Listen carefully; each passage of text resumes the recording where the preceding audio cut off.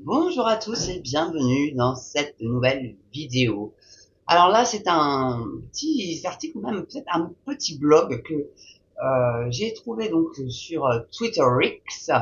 Alors c'est FDS, donc c'est F de souche, hein, donc un grand merci pour avoir produit cet article-là. Donc c'est réellement une histoire un petit peu de dingo.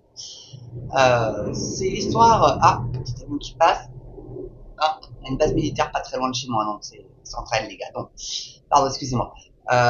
Donc c'était une personne qui est sous OQTF, hein, qui a décidé tout simplement d'empoisonner la famille où elle faisait de la garde d'enfants parce que elle estimait qu'elle n'était pas assez payée. Et vous allez voir que l'article est très court, hein, donc restez jusqu'à la fin parce que le dénouement est plutôt dingo. Donc Laila Y, migrante clandestine sous OQTF, tente d'empoisonner la famille où elle fait la nounou à Levallois-Perret dans le 92 pour une histoire de salaire. Le chef d'accusation retenu est rarissime. Mise en examen pour tentative d'empoisonnement, une femme de 40 ans a été placée en détention provisoire mercredi soir à la maison d'arrêt de Versailles dans les Yvelines. Garde d'enfants au service d'une famille de Levallois-Perret dans les Hauts-de-Seine, elle est soupçonnée d'avoir versé un produit ménager dans plusieurs boissons du couple qui l'employait. Des analyses sont toujours en cours, confie un proche du dossier. Ce que l'on sait pour l'instant, c'est que cela concerne plusieurs bouteilles de vin et au moins une bouteille de jus de raisin.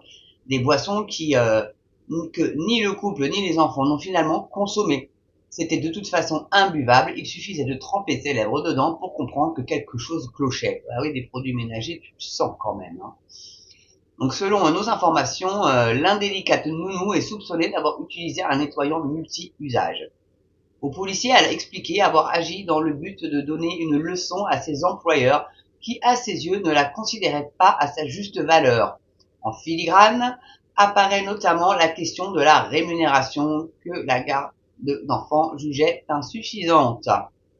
L'employé est également poursuivi pour usage de faux documents administratifs car celle-ci se trouve être en situation irrégulière et serait visée par une obligation à quitter le territoire.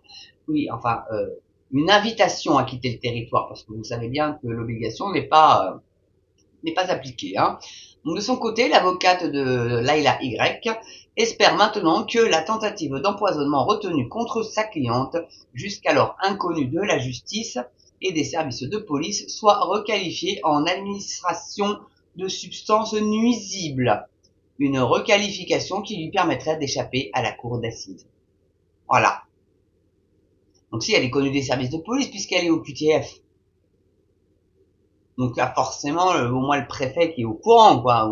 Bon, bah Darmanin aussi qui doit être au courant dans la logique, hein, puisque ce monsieur est le patron de la police. Donc, enfin bon, il doit en avoir des dossiers au QTF, hein, pour homme. Et il en vire pas un seul, enfin, ou très peu. Bon. Enfin voilà, bah merci en tout cas à F de Souche, hein, pour ce petit article très court, mais je me suis dit que voilà, quand même, on est un peu chez les dingos. Donc ouais, elle va encore dire qu'elle a agi parce que voilà, elle a des problèmes psychiatriques à tous les coups. On va encore y avoir le droit à cette excuse-là. Vous voulez parier combien?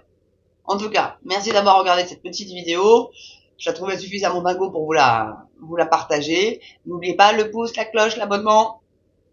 Partagez sur vos réseaux sociaux aussi si vous avez aimé. Le petit don, la petite souscription pour soutenir la chaîne si vous le voulez et si vous le pouvez surtout. Et puis bah en tout cas, bah moi je vous dis à très bientôt pour une prochaine vidéo Mams TV. Portez-vous bien et prenez soin de vous, c'est très important. Allez, à ciao.